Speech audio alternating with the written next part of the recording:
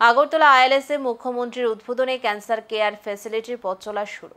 ত্রিপুরার স্বাস্থ্য পরিকাঠামোর নতুন সংযোজন মুখ্যমন্ত্রী প্রফেসর ডক্টর মানিক সাহার হাত ধরে আগরতলার আইএলএস হাসপাতালে উদ্বোধন হলো আধুনিক ক্যান্সার কেয়ার ফ্যাসিলিটি সেন্টারের।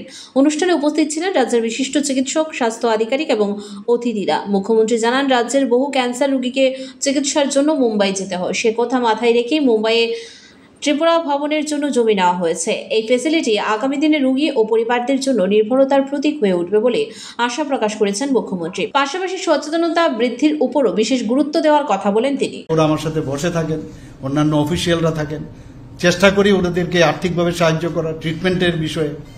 এখন একটা সুবিধা হলো যে বাইরে কেন যাবে, এখানেই আছে আমাদের।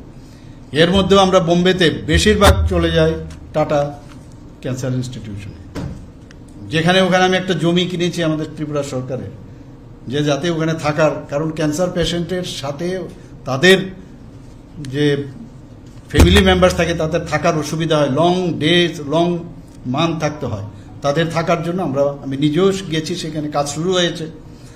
তো যদি ওখানে লোড বেশি, অনেক বেশি, তো যদি এখানে এই ধরনের ফেসিলিটিস এখানে হয়, তাহলে আমাদের যারা সাফারিং পিপুল, পার্টিকুলারলি ক্যান্সার পেশেন্ট, তাদের বাইরে যাওয়ার যে প্রবণতা সেটাও অনেকাংশে কমবে।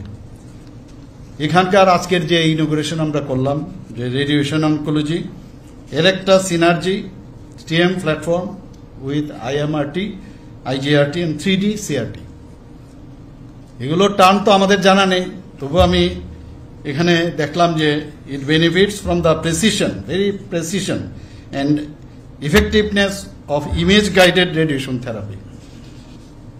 তো এই যে বিষয়, সাধারণ মানুষ তো এটা বুঝবে না, কিন্তু একুরেট ট্রিটমেন্টের ক্ষেত্রে, ডায়াগনোসিসের ক্ষেত্রে এই ধরনের যে মেশিন এখানে ওনারা লাগিয়েছেন, সত্যি আমি আশা করি যে ত্রিপুরা রাজ্যের যারা ক্যান্সার পেশেন্ট, যখন ওনারা জানবেন, ওই একদিনে সেটা হবে না, সময় লাগবে, যখন মানুষ জানবে এবং তার রেজাল্ট যখন বেরোবে, তখন এখানে পেশেন্টের কম হবে না, জায়গার বরং কম হবে। আমি যা দেখলাম এখানে জায়গারই এখন, যখন ডক্টর ওমতেতাইজি এই কলেজ শুরু, এই হসপিটাল শুরু করেছিলেন, ভাবলেন এত বড় হসপিটাল, এখন সময়ের তালে তালে এখন মনে হচ্ছে এখানে জায়গারও কম হয়ে যাবে। আমি দেখছিলাম আজকে আসার সময়।